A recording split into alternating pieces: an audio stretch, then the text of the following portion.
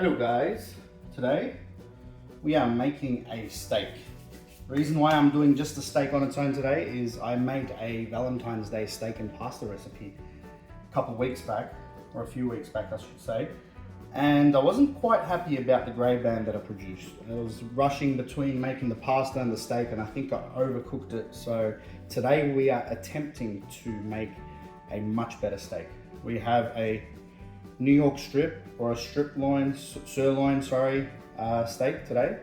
Make sure your beef is high quality and you'll have a high quality steak. If you get a very low quality beef, that will of course affect your final product. We've taken this straight out of the freezer.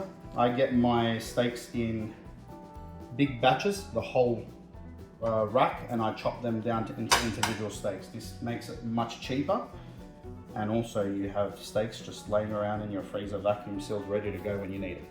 So we've just salted this. We're going to let it sit on the counter for about 30 minutes because it's still slightly cold in the center.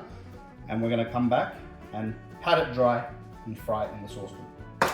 Steak has been resting for a good 30 minutes. It's come up to room temperature. We're just going to dab it with a paper towel to dry it. We're going to get a stainless steel pan that is no bigger than the steak. You want the pan to be roughly the same size as the steak. So go on with a medium to high heat. We got some neutral oil in here. Gonna let that come up to temperature. Make sure it's nice and hot. It will start to smoke when it's ready to go. Getting a knob of butter out, ready to go. We're gonna baste this with the butter. Ooh, that's popping already. That must be ready to go. Okay, we're gonna chuck our steak in.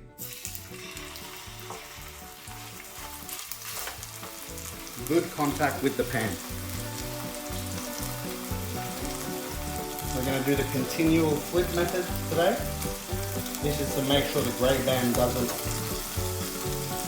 get very large. Going to adjust the heat down to a medium. Once we've gotten a bit of a sear, the steak will self-release. You want to move it around in the pan so it contacts other hot portions of the pan. Continuous split method. So here we go, that's our first split. We haven't got the sear we want yet. We are going to work towards that. When we go in with our butter, we also want to add some garlic. Put the garlic straight in. Butter in as well.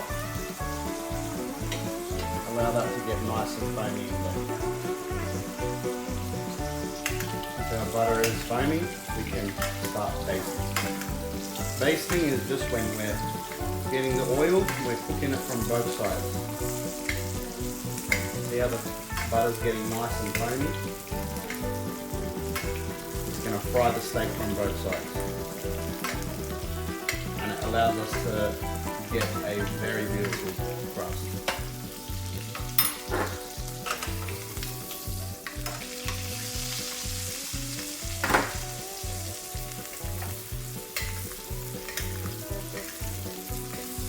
Look at how foamy that butter is. That's what you want to achieve. Remember guys, 30 seconds on each side. Continuous flipping method. Look at that crust we are getting. Okay. Going to continue to baste it.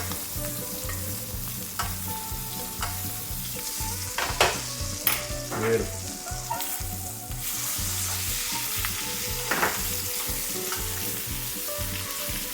Last basting, and heat off, get a wire rack on top of a plate so it collects its juices. This is all done, ready to cook. Make sure you rest your steaks, guys. Very important. I'm going to allow that to rest for about 2 to 3 minutes or 4 minutes. However long you cook your steak, you want to also rest it for the same amount of time.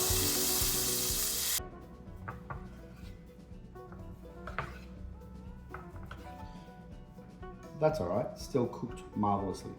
I think cutting a steak, cut of steak that is this thin is always going to have its challenges in trying to get the edge to edge to be all the way through without cooking it too much. Let's give it a go. I'm sure it's going to taste good.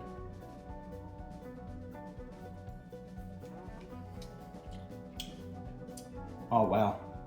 This is also a really good quality beef, really well marbled. So the fact that I've cooked this even a little bit more and it still tastes this good says how good, says how important your meat quality is. I'd say that was still a redemption in some way. Guys, thank you for watching. I'll see you on the next video.